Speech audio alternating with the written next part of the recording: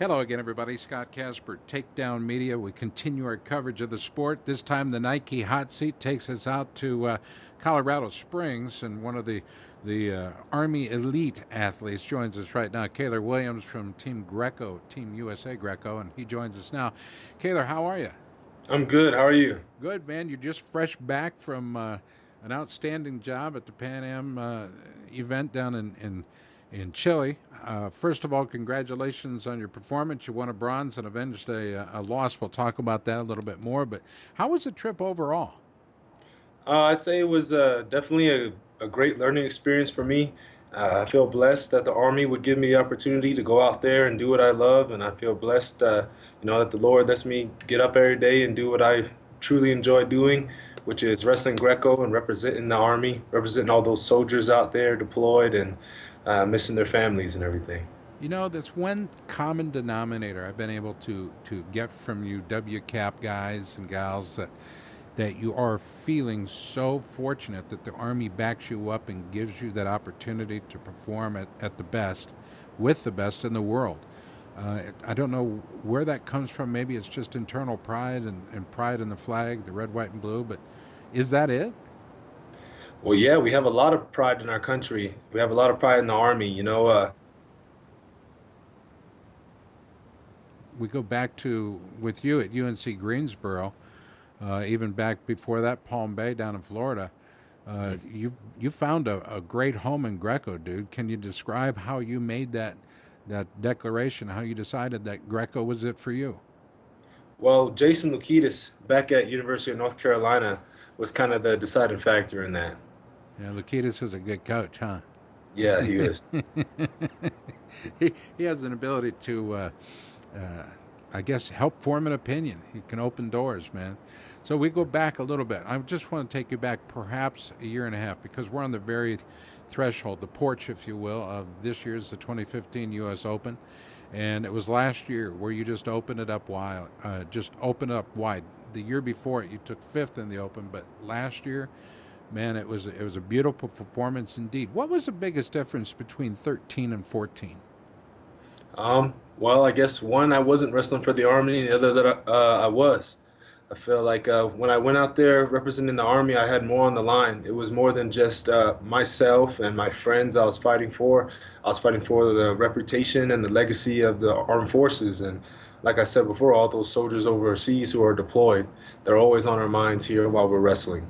So we have the U.S. Open coming up. That's surely something that you have in your mind. But before we get to the U.S. Open and talk about that very unique competition and the opportunities that await us in Las Vegas, let's talk a bit about your trip down to the Pan Am Games. And it was, or I should say, Wrestling Championships. You avenged a loss to Kevin Mejia of Honduras from last year's Pan Ams in a bronze medal bout.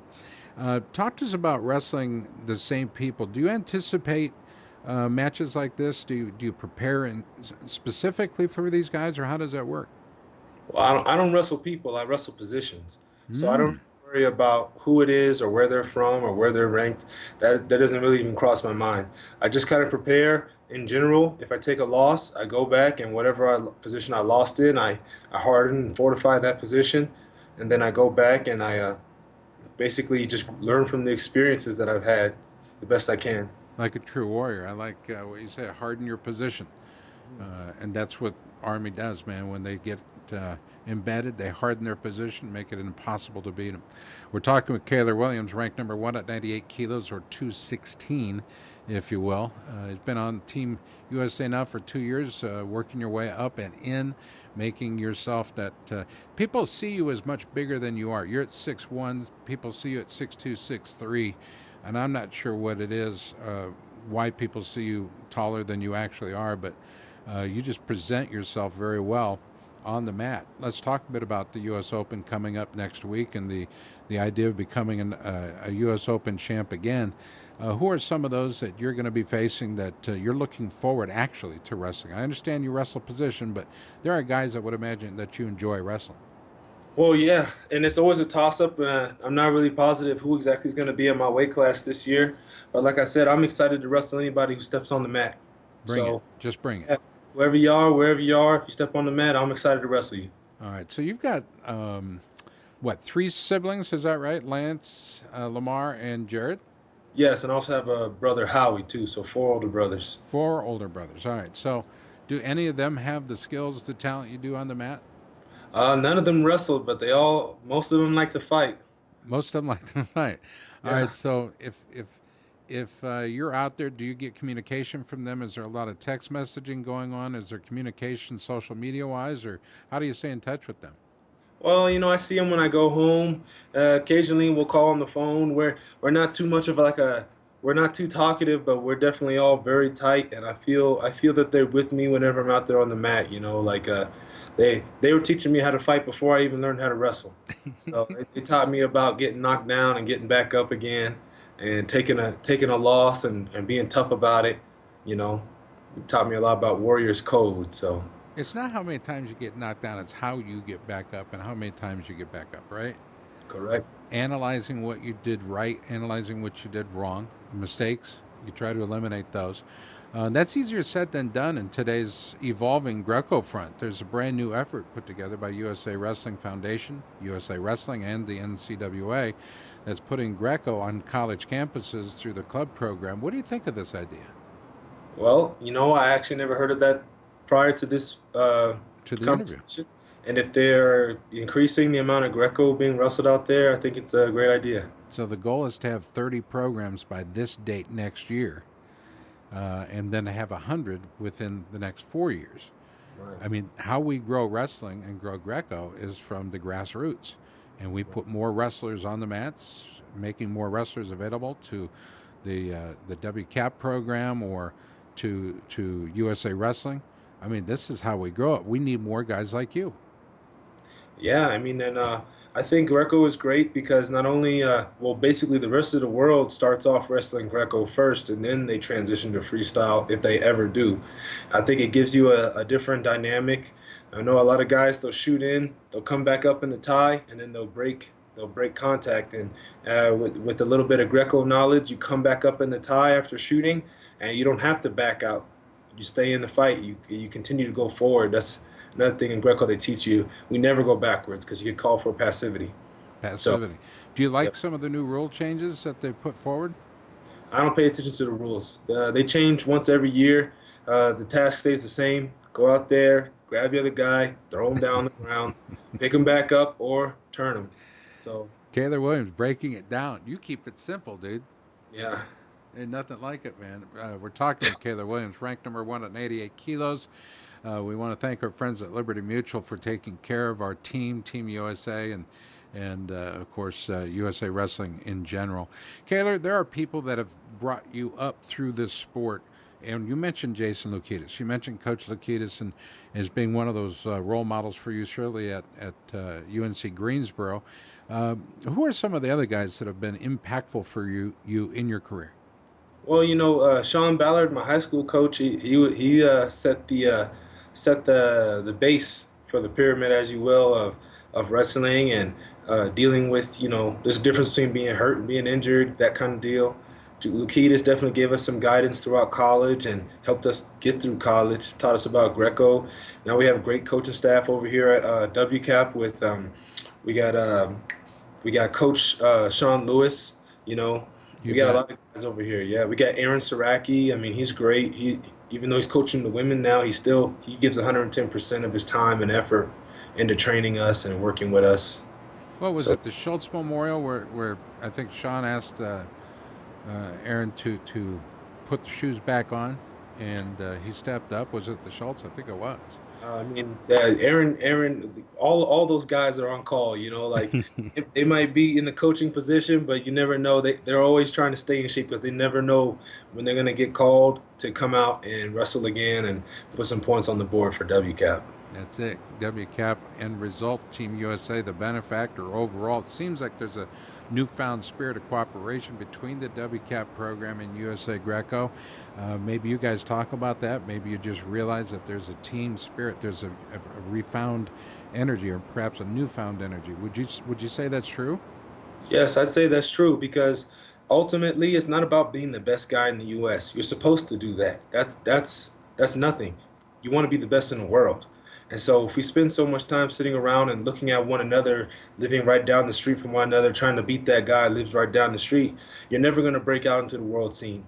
Uh, the Russians don't worry about beating other Russians. Yeah, they worry about them at nationals, but they want to win the world. Same thing with the Kazakhstan guys. They don't worry about beating the club from down the street from Kazakhstan. They want to beat the American. We want to beat you want to beat people from other countries so we can win these medals. That's it, bottom line. And you have only a certain number of years. Surely you're at the. Yeah, I don't even think you've peaked yet, dude. You may be number one at 98 kilos, Team USA, but I don't think you're anywhere near your peak. Do you discuss the physical preparedness with your coaches and things you need to do to get better? Do you, and talk about peaking? There's several kinds. There's peaking for an event. There's seasonal peaking. There's annual peaking, but there's also lifetime peaking. How Yes. many years can you get out of your body? And is Right. there a plan in place for you? Yes, there's a plan in place for us. We all are taken care of. We're talked to about what we're gonna do during our career and after our career and things like that. Basically, for guys, most of these wrestlers you're gonna run into, they just gonna run it till the wheels fall off. So they don't really care. They're gonna get as many years in as they humanly, physically possibly can. And I mean, I've only been wrestling Greco for about 3 years now. I'm 24. I got plenty of time left in my body to do all kinds of crazy stuff. So I'm ready. Yeah, yeah, you do. Yeah. Excuse me. I'm only realizing that even at 55, that I still have time. I still have things I want to do and accomplish. And I guess everybody has plateaus, and everybody has to Yeah. continue reaching for goals. So There's you some set objectives 55-year-old and goals. wrestlers out there. Say it again. There's some senior division. They Careful got now. some. Careful now. There's only I understand what a gut wrench looks like, okay? I understand how much left I have in my back, or how much I have left in my back. So, the final thing I really want to talk about is travel. It can be so difficult.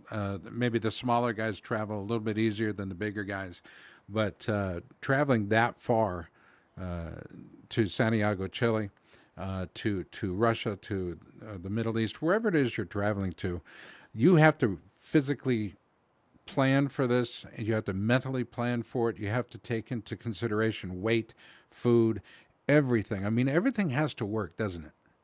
Um, yes and no. You pretty much just know that things are gonna go wrong, and as a professional, which most of these wrestlers out there are, we don't really get freaked out if it's an 8-hour flight or a 10-hour flight. We could be traveling for 24 hours, or 32, which usually happens. We, as a professional, you got your mindset. This is the task, and there really is no in between. It's gonna get done. You're gonna make the weight, regardless of, because mostly it's just feeling bad, and you just go out there and you just do it.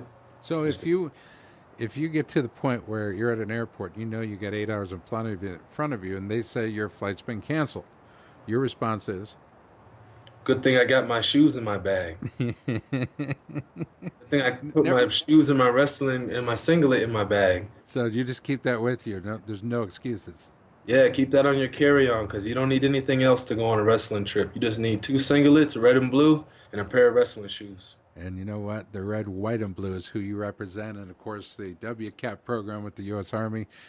Caylor, we're looking forward to seeing you in Las Vegas at the U.S. Open. I appreciate you taking the time. I know you've got yet another meeting scheduled with the Army, but how cool it is to watch you wrestle. And last year, love to see a repeat of that. It was so Thank fun, and you excited the crowd so well. And I can't wait to see it again, dude. So I look forward to seeing you in Las Vegas, where we're going to be at a different facility. We're going to be at an incredible arena uh, where they have everything on the resort that we need. And then the fans, of course, are going to get the benefit. you. Awesome. Are you looking forward to it? Yeah, I'm always looking forward to wrestle.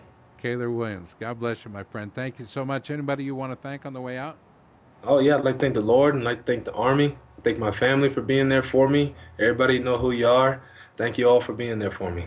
Caylor Williams, our Nike Hot Seat resident for this interview. I'm Scott Casper for Takedown and USA Wrestling Weekly. We appreciate you watching. More importantly, we appreciate the support you exhibit for our athletes just like Caylor Williams. Caylor, congratulations. We look forward to seeing you in Vegas at the South Point Arena. All right, thank you. Looking forward to see everybody there.